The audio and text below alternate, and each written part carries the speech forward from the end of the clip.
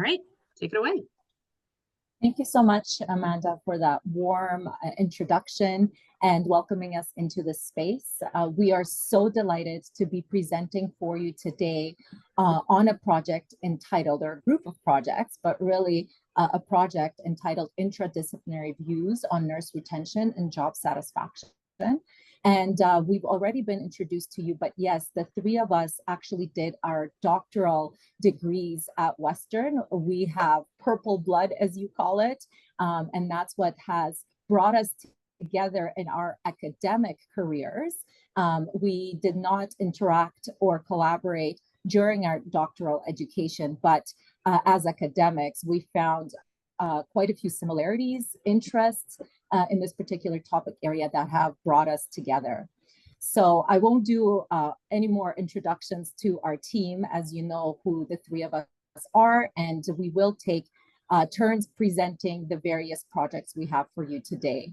So in terms of what you can expect is we will do a little bit of a background and talk about some of our work on new graduate nurses and registered nurses that are recent to nursing practice, and how that volume of work and research have shaped us to think about another group of nurses, and that is clinical nurse educators, particularly looking at what are some of those challenges that CNEs present with, and why we want to focus on that group in the clinical setting as well.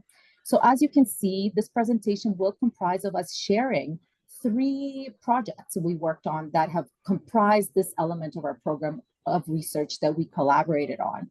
We'll talk about a concept analysis of the clinical nurse educator role. We'll talk about what is known in the literature from a scope and review perspective on clinical nurse educators, their job satisfaction, burnout.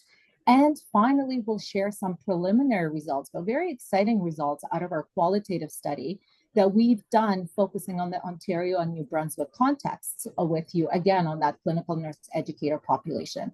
And as always, very simple, short and concise, but take-home messages that will summarize this volume of work for you. So I'll turn it over to my colleague, Dr. Richard, who will get us started with 2022 that has put us on this path to where we are today. So Dr. Richard. Thank you so much, Kateryna. So back in 2022, I conducted a qualitative study exploring the career decisions and aspirations of new graduate nurses in New Brunswick. So key findings revealed that poor working conditions, including short staffing, not surprisingly, and a lack of support from experienced nurses have negative impacts on new graduate nurses' job and career satisfaction and their intent to stay both in their jobs and in nursing as a profession. So in addition, the new grads who struggled to find a position that was a good fit for them began to question if nursing was a good fit for them. So to sustain the nursing workforce, as we're all concerned about this, of course, improving working conditions and providing better support for new graduate nurses is absolutely essential. And having experienced nurses, such as CNEs, available to mentor and teach new grads is a key part of the solution. So then I was having a conversation with Kateryna, and she's going to talk about the work that she was doing at the time and how that evolved into our current research. Go ahead. Thank you so much. So along with NRIG, Dr. Al-Hamad and I, in 2023, we received funding from a SSHRC Explore grant to conduct a qualitative study to explore the practice experiences of new graduate nurses, looking at publicly funded acute care settings in the Greater Toronto Area to really gather their perspectives on the determinants to stay or leave the nursing profession in order to identify action-oriented strategies that promote their retention. So we were able to gather the perspectives of 15 new graduate nurses via focus groups to really, again, generate a discussion on their lived and professional experiences in this particular area. And we were able to identify and contextualize their major challenges within 4 professional development phases, particularly starting with accessible nursing education and practicum placement, followed by preparedness for orientation and mentorship during entry to practice. Then we went on to describe their experiences in navigating transition to independent practice and multi-level structural violence that they could be experiencing, as well as providing retention strategies. And finally, looked at perspectives on professional trajectory for new graduate nurses. And so what we found is new graduate nurses experience major challenges throughout their nursing education, but also the onset of their professional nursing careers. And our study findings indicate that further research and systemic reform is essential to support, develop, retain nursing leaders in the acute care setting, particularly because we found this gap in and/or challenges that they discussed with nursing education, not only during their undergraduate degrees, but also as practicing nurses. We thought about clinical nurse educators. And one of the things that the new graduate nurses in our study mentioned was they did not feel like they were supported by clinical nurse educators beyond the orientation phase. Once they completed orientation, the clinical nurse educators were seldom found. They could not be located for support as easily as they thought they could locate such support based on what they were discussed, notified, shared about during their orientation period.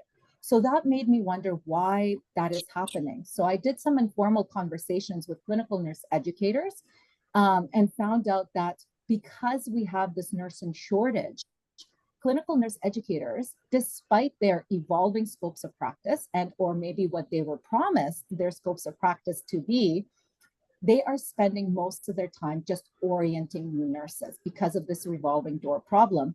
And they themselves feel like they are not working to their full scopes of practice in providing supports to the existing staff nurses on the unit, as well as these new graduate nurses that are now practicing independently.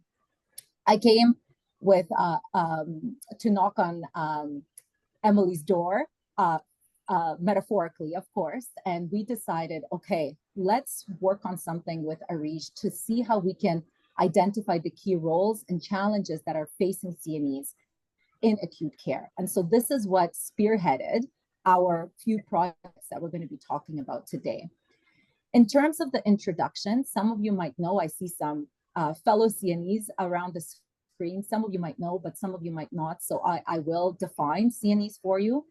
But really, to ensure a qualified nursing workforce, this continues to remain a significant challenge for us in Canada and internationally.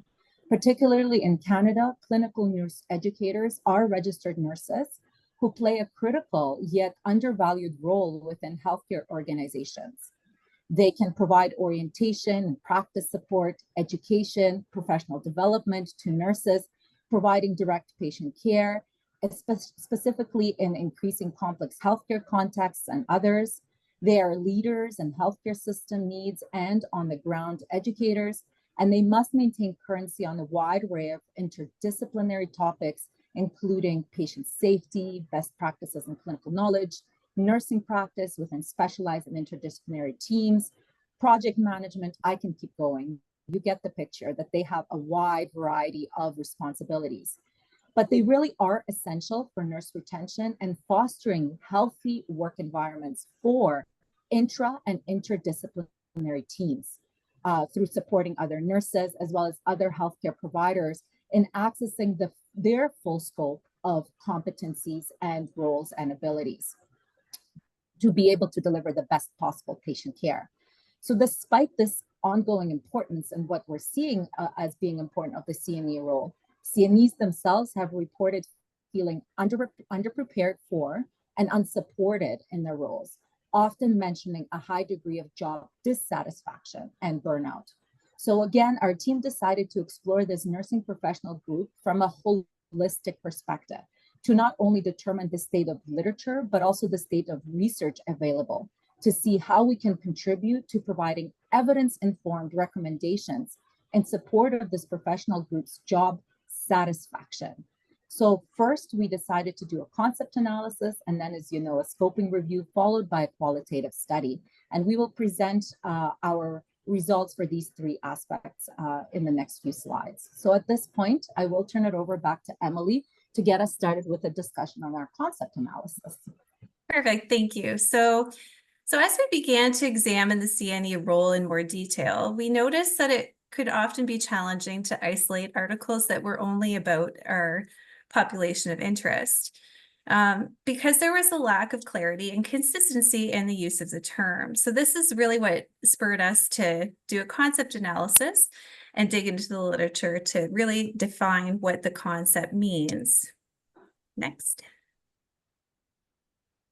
Okay, so what is a CNE? Well, we know that CNEs are registered nurses who provide ongoing education to staff nurses working at the point of care. Some of their key responsibilities, which Kateryna has already mentioned, include designing and implementing professional development programs, conducting new staff orientations, staying updated with current healthcare practices, as well as policies, and ensuring ongoing competency of nursing staff. So early on, we identified that the CNE role, although very important, lacks visibility and recognition, both within nursing and externally. There's also a lot of confusion with terminology because there are many different job titles associated with this role, and there are other types of nurse educator roles. So for example, in addition to the term clinical nurse educator, in the US, the term nursing professional development practitioner is often used. And in Ontario, we often see the term advanced practice nurse educator. There are also specialty-specific nurse educators, and the term nurse educator is often used to refer to academic faculty or clinical instructors. So you can see it can be quite confusing and hard to find what you're looking for. So the purpose of this study was to analyze and clarify the concept of the CNE, providing a starting point for future research to demonstrate the value of this critically important nursing role. So we conducted a principle-based concept analysis using a phased approach as outlined by Smith and Morales in 2021. We chose this particular method because of the systematic and rigorous approach, which included conducting a comprehensive search of the literature, article screening, and quality appraisal and scoring to select the most relevant articles. Reflexive thematic analysis was then done on the final sample of 18 articles. The findings. So on the side, you can see the 4 principles that are used in a principle-based concept analysis. The first, epistemological, which I always stumble on that word, but epistemological is about the clarity and distinctiveness of the concept. Our findings showed that the role of the CNE lacks clear differentiation, leading to role confusion with positions like nurse managers. And despite their distinctness from staff nurses, it's not always clear. So CNEs focus on education and professional development in hospital settings, but there is no consensus on required preparation and education, and their leadership responsibilities remain unclear, though they are recognized informally as a specialty nursing practice. The second principle, the pragmatic principle, focuses on the utility or usefulness of the concept. And we found that there was quite a lot of evidence to support this. The CNE role is moderately mature in this area, but it's still evolving, with CNEs demonstrating impact by providing essential education and practice support in hospitals, particularly during the COVID-19 pandemic, when they were called to take all their learning and make it virtual or do things differently. They played a key role in, keeping things going. And they had to pivot very quickly to do that as well. So despite positively influencing patient care and staff development, the role is often undervalued and vulnerable to budget cuts, highlighting the need for better advocacy and demonstrating its impact on patient care. The third principle, the linguistic principle, focuses on the consistency and appropriateness in use and meaning of the term or concept. So we found that, not surprisingly, the term is inconsistently used and poorly defined, with confusion between clinical and academic educators and regional variations in terminology. So despite this, CNEs are recognized for facilitating learning, promoting evidence-based practice, and supporting both new graduate nurses and those transitioning into new roles. though the exact scope of the CNE role remains very unclear. And finally, the last principle is the logical principle, and this has to do with the theoretical integration and how the concept relates to other constructs and theories. So we found that this is very immature, probably the least mature of all four principles. There were really no conceptual boundaries that were clear. And there were some other theories that were mentioned, but not clearly linked to the role. So for example, Benner's novice to expert theory was often mentioned, as well as a variety of adult education theories and communities of practice. So out of this work, we were able to come up with a proposed definition of the CNE based on the literature. The short version is on the slide. So the CNE is a specialty nursing role that blends clinical and teaching expertise into the umbrella term of practice support. The longer version, the clinical nurse educator leads by example in the clinical setting, including orientating newly graduated nurses who are transitioning to practice and supporting experienced nurses providing complex care. Often called to address practice gaps, the clinical nurse educator responds to nursing knowledge and skill deficits with tactfully designed and tailored education.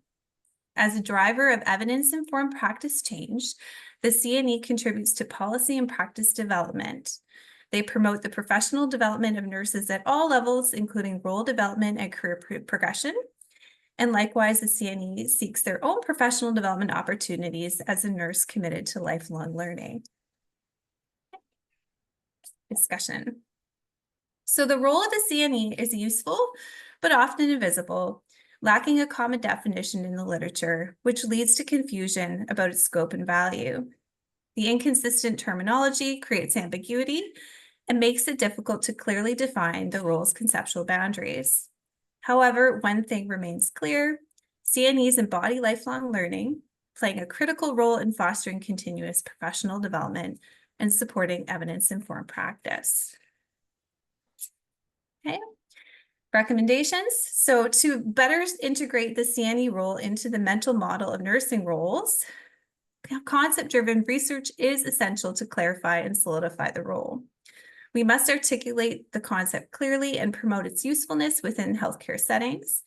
And additionally, developing and evaluating interventions will help CNEs effectively demonstrate their impact on both nursing practice and patient outcomes, ensuring that the role is valued and recognized.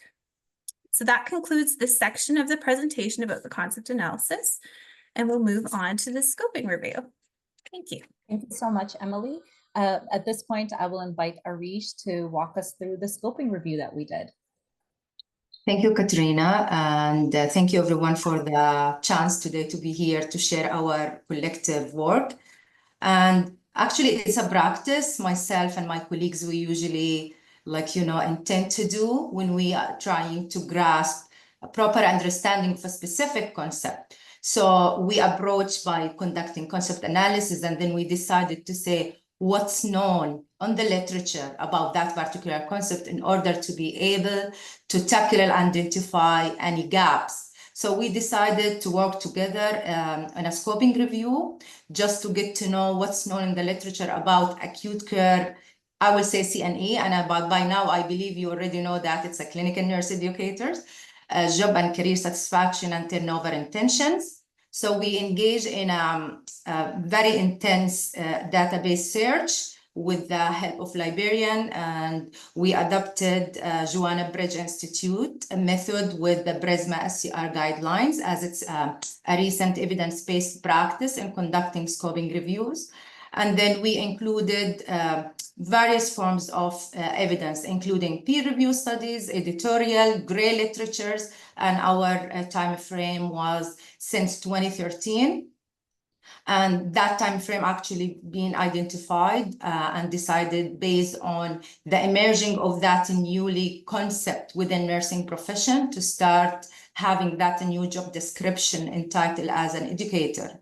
We bought like, all the papers or evidence being like, we search in English, while this might be one of the limitation, but in fact, we end up having like a 37 source that been heavily and in-depth analysis being conduct, and we analyze it and we consider thematic and content analysis to identify a key contribution of that particular method. We go through several stages of screening, including, as you know, like the steps of like, scoping review. We start with removing duplicates, screening by titles and abstract. Then we engage in an in-depth full text screening until we end up with the final articles where both the team together with our dedicated research assistant being in depth to analyze those final selected articles to generate final findings and themes.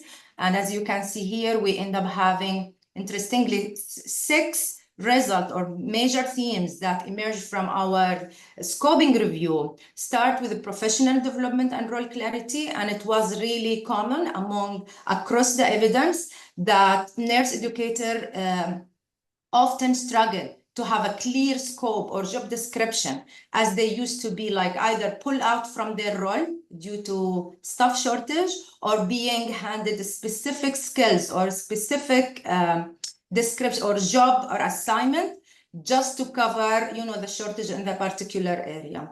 And to just share some context, myself, at some point in my career, I was a nurse educator. And to tell you all, the story, I quit that position.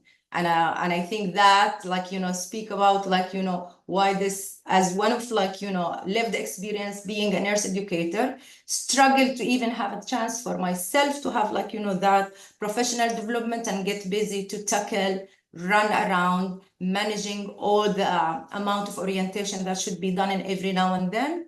I think that's really worth to be explored. Another interesting finding that we end up having with support system and organizational structure. Many evidence tackle upon that lack of the support system for this particular nursing group and the need for having an infrastructure in place, as well as clear policy and clear guidelines to ensure the support system for that particular group of nurses. Another interesting finding that workload management and job design, as I mentioned it earlier, heavy workload, being engaged in a constant orientation program, busy training other nurses, and lack of clarity, I will say, around, is that actually part of my job? Do I need to do this in everyday practices? How about my own development, my own professional development? So innovation and adaptation, and that's some of mechanism that clinical nurse educator adapt during stressful time, COVID, burnout, some coping or adaptation strategy that being adapted by those nurses. And in fact, some nurses, they intend to leave their profession, that particular job, because they can make it. Interpersonal relationship and work environment. Sometimes that position being perceived as a part of a leadership position. So one day you are doing hands-on, where you offer direct patient care. The second day you are just in a position where you will be trained and provide training, workshop or orientation for others. So that kind of, I would say the clarity between being you are my friend today, you are working together, but tomorrow you are in a leadership position where you need to check my competency and tick all that competency checklist to ensure that I'm really up to date when it's come to offering a safe practice for patients. And then lack of impact and recognition, despite all that work, despite all that, burnout, despite all that stressors, there was no mechanism in place that really actually recognize the effort or have some emphasis on any professional development, venues for those particular group of nurses.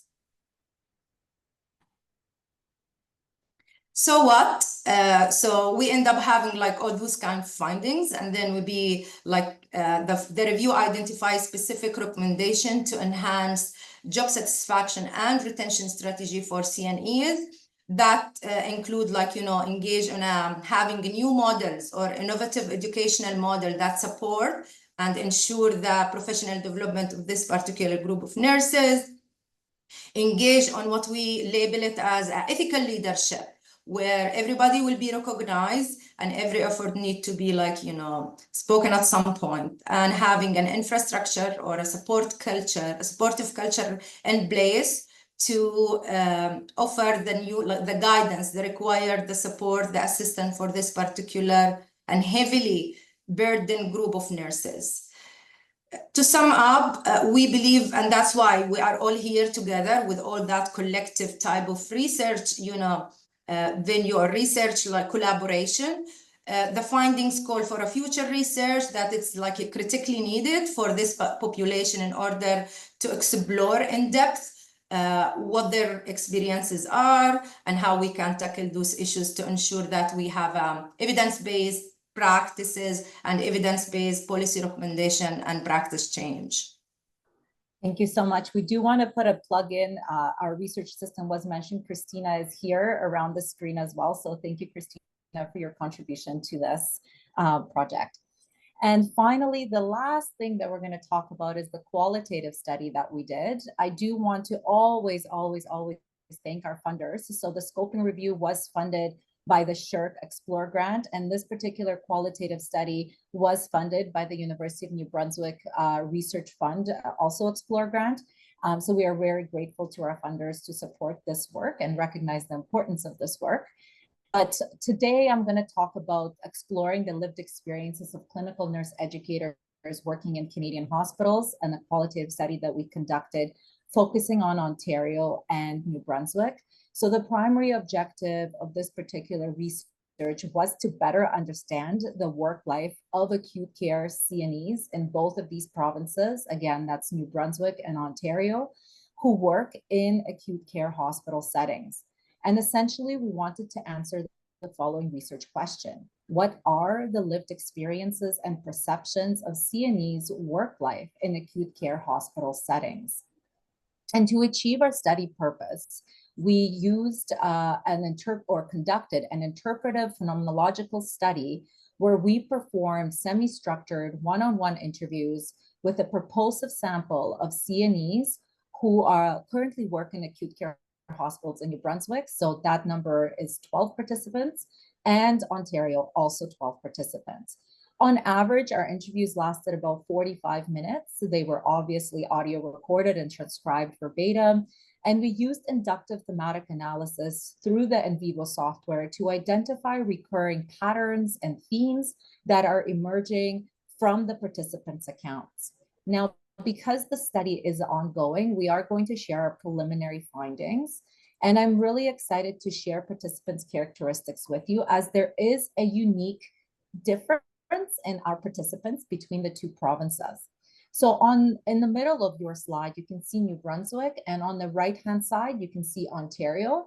Now, it does say N equals 9 only because in the last week, couple weeks or so, we did have 3 additional participants that we interviewed. So keep that in mind, that we're not comparing apples to apples here. But still, looking at our sample across the two provinces, Ontario sample was much younger, with a mean age of about 33 years old. As you can see, New Brunswick was 45, and the ranges are available for you there as well.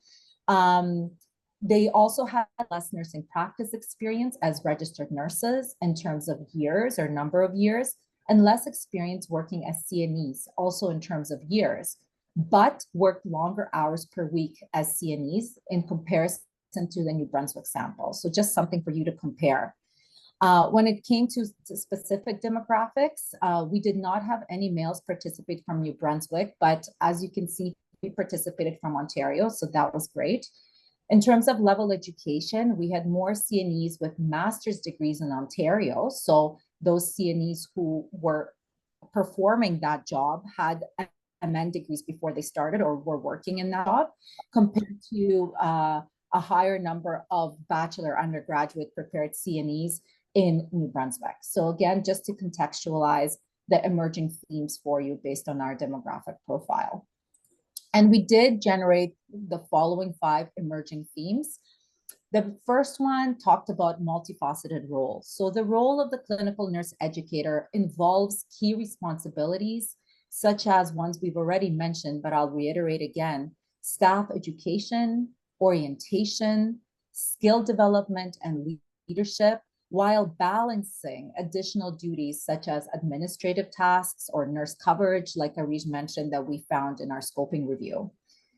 The second theme are obstacles and resource constraints.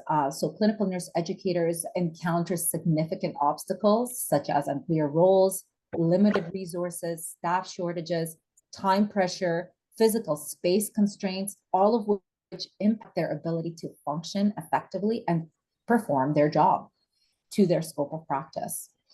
The third theme talked about workplace dynamic and collaboration. So when we have a supportive workplace culture and a strong collaborative relationship, that is of huge significance to CNEs, as it can foster teamwork, mentorship, and a positive environment both for staff learning and professional development. The fourth theme talked about commitment to learning and professional growth. So CNEs in our study talked about being dedicated to their own and others' continuous learning, closing educational gaps, enhancing their teaching methods, advancing their career through personal and professional development. And they really talked at length about that personal development, that love for learning, the various teaching approaches they are excited about using and incorporating, their career goals, and the use of various other teaching modalities such as simulation, tracking learning, and previous teaching experiences and how they can impact on their current job. And the last theme is balancing act. And our CNEs talked about managing a packed schedule and how to navigate that. They talked about CNEs needing to be skillfully balanced in terms of their time and how to balance that time between teaching, the administrative tools, and provision of direct patient care, while at the same time maintaining what I personally struggle with, that personal professional life balance, which I'm sure most of you on the screen can also attest to that, especially in academic settings, but also in acute care.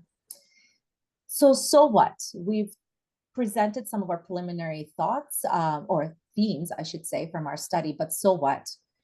We found the following things in terms of the discussion. First is multifaceted leadership and education role. The CNE role is dynamic, it is diverse, it encompasses a broad range of responsibilities, from staff education and orientation to leadership and skill development. CNEs must effectively balance teaching, administrative tasks, and direct patient care, all while contributing to the overall learning and growth of that intraprofessional, and interprofessional healthcare team. The second, of navigating challenges and resource constraints. Clinical nurse educators face significant challenges, and we've talked about this. We've seen this in the literature and in our own research that include role ambiguity, having limited resources, extensive time pressures, which can make fulfilling their responsibilities challenging, really difficult.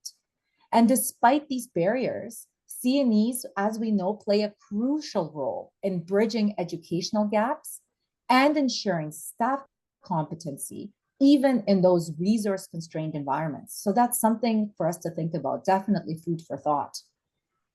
And finally, workplace collaboration and continuous development. Through building positive relationships and fostering that collaborative learning environment, CNEs see that as an essential aspect of their role. They are committed to both personal and professional growth, continuously seeking to enhance their skills and improve the learning experiences of their staff. But we see that problem, that orientation and professional development for CNEs themselves is lacking. What supports are available for CNEs? How are they oriented into their roles? How do they gauge in professional development? I'm not here, I'm not standing here or sitting here in front of you all saying that I have these answers, but it's definitely questions we need to think about further. So what are those take-home messages? I promised they were going to be short, sweet, and to the point. Inexperienced workforce. That is what currently we are seeing in all of our unique and diverse, but healthcare environments across Canada and in our own local context. And they do require extensive support and professional development.